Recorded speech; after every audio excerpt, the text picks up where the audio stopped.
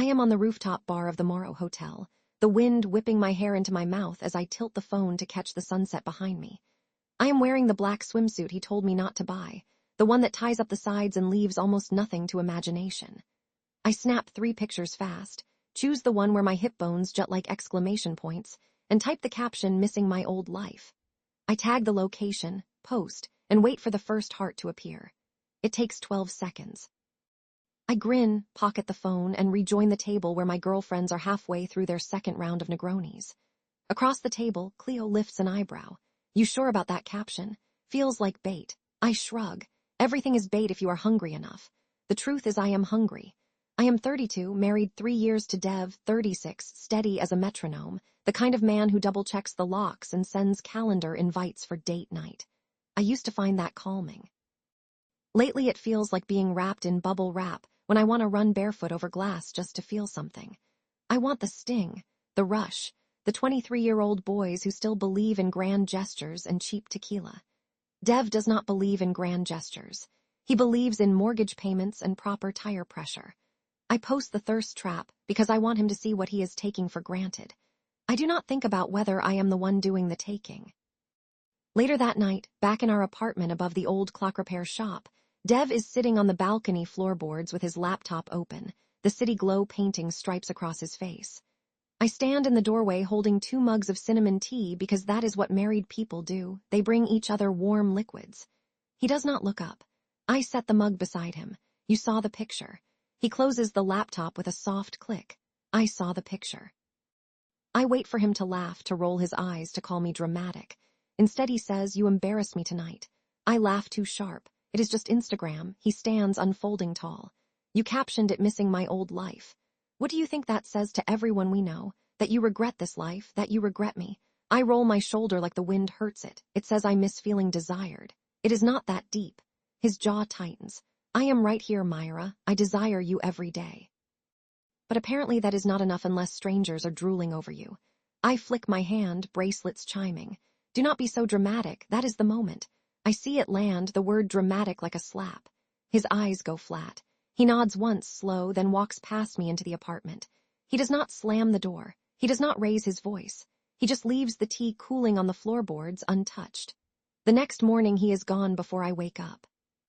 The bed on his side is smooth. The pillow still holds the dent of his head, but it is cold. I text him, "Where are you?" The bubble pops up, then disappears. No reply. I tell myself he is sulking. I tell myself he will be back by dinner with Thai takeout and a sheepish smile. I spend the afternoon at the Pier Arcade with Cleo, racing go-karts and winning a neon sloth plushie I do not want. I post a story of the sloth, tag Dev, "Right, come home." He watches it. He does not respond. 3 days later, I am walking the cracked sidewalk outside the old train depot, the one they turned into a vinyl record shop, when I see him. He is standing by the payphone that nobody uses anymore, talking to a woman in a green canvas jacket. She is laughing, touching his forearm. Dev is smiling, the kind of small, crooked smile I have not seen on his face in months. My stomach flips so hard I taste metal. I march over. "Who is this?" Dev turns. The woman steps back, polite. Dev says this is Juniper. She's buying the Leica. I listed it. I blink. "You are selling your camera," he shrugs. "I am selling a lot of things." I wait for him to introduce me as his wife. He does not. Juniper gives a polite nod and walks into the shop. The silence stretches between Dev and me like taffy. I fold my arms. "Are you coming home or not?" He looks at me for a long moment. "I moved out this morning. Lease is signed on a studio near the river. You should have the papers by now." The world tilts. "You are joking." I am not. I hear myself say, "You cannot just leave because of one stupid fight." He laughs, low and bitter. "It was never one fight. It is every time you roll your eyes when I talk about the future. It is every party where you introduce me as your roommate. It is the way you say relax when I tell you something hurts." He steps closer. "I asked you once to stop texting your ex. You said I was paranoid. I asked you to come to my dad's surgery. You said hospitals depress you. I have been shrinking myself to fit into your spotlight, and I am done." I want to argue, to remind him of the time I flew to Prague when his grant got rejected, the nights I rubbed his shoulders until my thumbs cramped. But the words stick, because underneath them I know he is right. I have spent years believing love meant someone would stay no matter how careless I acted. I thought dependable meant indestructible.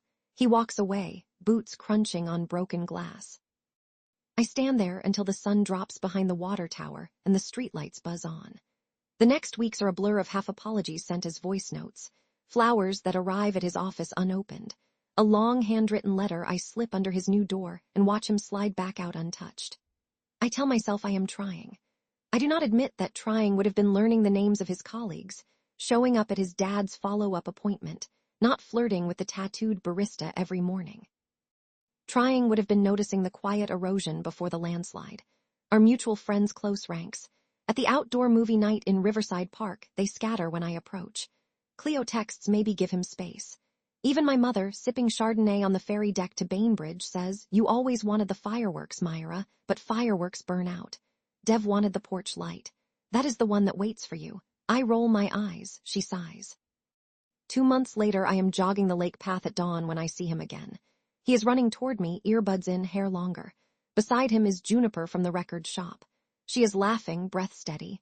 They do not see me until we are 10 feet apart. Dev meets my eyes. He does not stop. He lifts a hand in a polite wave, the kind you give a coworker in the hallway. Juniper smiles, waves too, and then they are past me, footsteps fading. I stop running. I stand on the gravel, chest heaving, and for the first time I feel the full shape of what I have lost. Not the comfort of Dev, not the security. I have lost the man who once looked at me like I was the only moving thing in a still world. I lost him because I kept asking him to stand still while I spun in wider circles. That night I am back on the rooftop bar, alone. I scroll through my feed. There is a new post from Juniper A. Candid of Dev at the farmer's market, sunlight catching the gray at his temples. The caption reads, "Reliable hearts are the wildest adventure." He has liked it. I have not been blocked, but I might as well be. I click on Dev's profile. The bio now reads, "Learning to stay soft without shrinking." There is a link to a photography exhibit titled Aftermath. I do not click it. I know what it will show. Pictures of empty chairs, abandoned shoes, a porch light left on in the rain. I order another Negroni I do not need. The city glitters below, indifferent.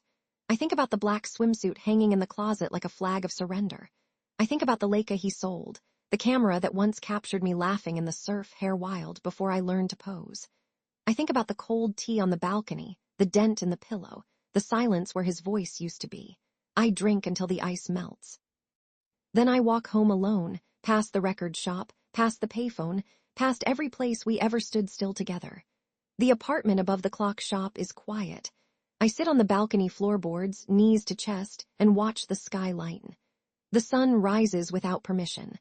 I finally understand that some lights, once switched off, do not come back